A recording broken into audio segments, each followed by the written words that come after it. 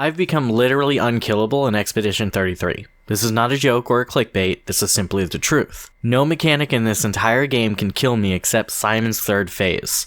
But there's not much you can do about that. I was gonna joke around about how the devs will have to patch this game cause of me, but since one-shots and stun locks are already a big thing, I have no idea. Here's our friend Golgra. She's a decently tough boss to introduce players to the late game scaling, but weak enough that a post-game build could easily one-shot her. Let's turn off Painted Power and turn on 1 HP to simulate an overwhelmingly strong boss that I can't possibly one-shot and always one-shots me. I'm still gonna win this fight. Oh, but Seagull, we've seen this idea before. You're just gonna parry her for 30 minutes. That's not a build. My sweet summer child. Do you have any idea whose channel you're watching?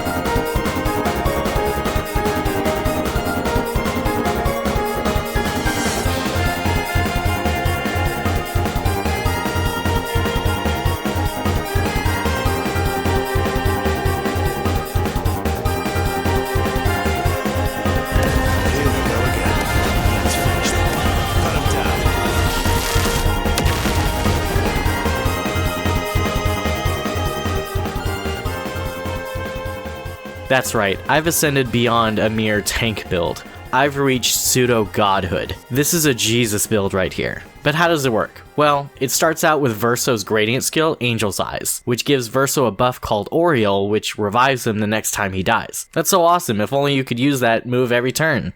Wait a minute. Yeah, so a large portion of our build is dedicated solely to charging as much gradient as possible. Our weapon is Contorso, which gives us a bunch of useful buffs, but the important one is creating lightning strikes on crits, because unlike Zimoso's passive, it's still going to work on things like basic attacks and free aim shots. This is going to be relevant later. I made 2 versions of the setup that work for either a minimal amount of Luminas or a lot of them. The actual stats for our Pictos don't actually matter, nor the stats of anything else for that matter, which is in my opinion the greatest strength of this build. Because of this, we're using the Pictos with the most expensive Lumina effects that are useful to us. For the optimal build, that's going to be Second Chance, Energy Master, and your choice between Double Burn or Combo Attack 3. In the minimum build, that's going to be Second Chance, Sniper, and anything that costs 10 points that we need, like Charging Burn. My optimal build has 505 Lumina points, which you can see the list here, and you can pause whenever you like.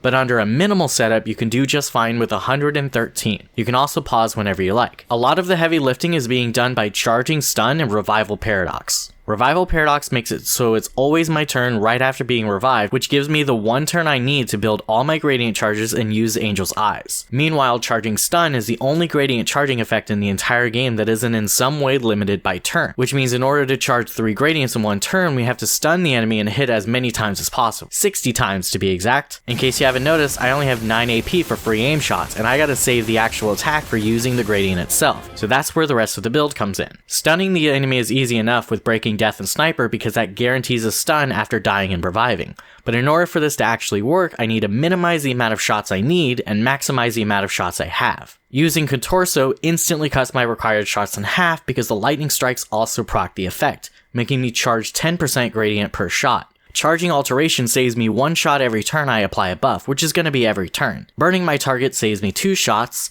marking my target saves me 2 shots, doing a critical hit saves me 2 shots, and Gradient Break saves me 5 whole shots. So far so good, we're down to only 18. Every time we die, Burning Death and Death Bomb both activate, which not only burns the enemies, but also crits thanks to Last Stand Critical. You can use other methods to get full crits if you don't like playing solo, but this is the simplest and cheapest. Just keep in mind, Contorso's passive won't give your Death Bomb crits since you'll no longer be S-rank when getting hit. On top of the free burn and crit, the turn you die doesn't count as the same turn as when you revive, which saves us another 4 shots, meaning all we need during the actual turn is 14. But it gets even better. Normally Luminas that let you play multiple times actually conflict with Revival Paradox, so I only get one turn despite having any of these active. It's almost like they want to prevent exactly this situation from happening. The one exception is Shortcut, which activates when going below 30% HP but only once per battle, and 0 is lower than 30, which means we get 2 turns at the start of the battle, guaranteeing we have just enough shots as long as we take measures to eliminate RNG, which is what the minimal setup does. In the optimal one, we have so many shots anyway that it's just there in case RNG really wants to mess with us. Oh, but Seagull, what about the remaining turns? Shortcut only activates once. Well, the gradient attack itself does 8 hits, which turns into 16 thanks to Contorso, and since the enemy is still stunned, that's 8 shots worth of gradient we saved, which is more than enough for the next turn to build us up to 3 again, thus completing a cycle of dying, reviving, breaking, using a gradient, and repeat for as long as it takes. The infinite Verso. This build doesn't care how fast the boss is, it doesn't care how strong the boss is. I can see the future, the boss doesn't live to see tomorrow. This is the only build I'm aware of that fully scales infinitely. A boss can attack 50 times in one turn, be fast enough to get 50 turns, do 1,000,000 damage each hit, have billions of HP, and still lose to this build. The only tiny issue is lightning immunity, which I can get around in my optimal build by using a different weapon. I gotta rely a bit on RNG because each shot is worth half as much charge, but it can still work. The rest of my build is just a whole bunch of damage boosters and ways to extend the amount of shots I get, which were originally to help charge gradient, but now after all these improvements on the setup, they just kind of add more damage to the mix. You might have also noticed I have a lot of burn investment, and that's to make use of Fueling Break, since I can apply a lot of burns with this setup, which is nice. Just to see if I can, I went into New Game Plus so I can do the world's first all-hit run on Simon, at least not counting one-shot builds, and that video should also be uploaded on this channel. Unfortunately, someone else did an all-hit run on the same day I recorded the clip, so that's unlucky. Shout out to this person, good job.